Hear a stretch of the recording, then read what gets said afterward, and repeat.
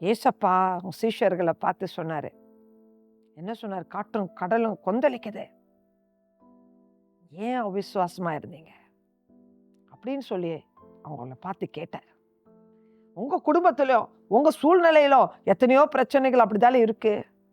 மலை மாதிரி இது என்னாகும் என்னாகும் என்ன ஆக போதோ துடிக்கிறீங்க. நமக்குள்ள நான் காலை வேலையிலோ நான் உங்களுக்கு சொல்றேன், இந்த வேதத்தையும் ஜெபத்தையும் விடாதீங்க, தைரியம் கொள்ளுங்க, இதை தியானிங்க. இதை தியானிக்கும் போது உங்களுக்குள்ள ஒரு புது நம்பிக்கை உண்டாகும். இது ஒண்ணு செய்யாது, கர்த்தர் நமக்கு செய்வார். அந்த வார்த்தை உங்களோடு பேசிக்கிட்டே உங்களை பலனடைய செய்யும். நீங்க உங்க கால்கள் இடர்வது இல்லை, உங்க கால்களை கர்த்தர் தள்ளாட ஒட்டார். உங்களை காக்கிறவர் உறங்கார். இஸ்ரவேலை காக்கிற உறங்குவதும் இல்லை தூங்குகிறதும் இல்லை என்று சொன்னார. இதெல்லாம் விசுவாசிங்க. அப்போ உங்களுடைய நிலைமை எப்படி தெரியுமா மாறும்? இன்னைக்கு உங்களுக்கு தேவனுடைய வார்த்தை என்ன தெரியுமா?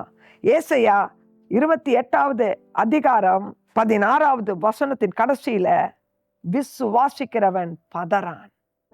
பயமே இருக்காது, பதட்டமே வேண்டாம்.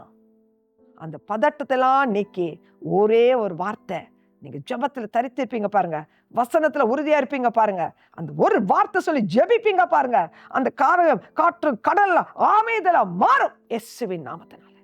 அது தீங்க விளைவிக்கிறதுக்கு அதிகாரம் இல்லை. இந்த விசுவாசத்தை, இது ஒரு விசுவாசன்றது ஒரு வரம், அதை கேட்டு பெற்றுக்கொள்ளுங்க. இந்த விசுவாசத்துல வளருங்க.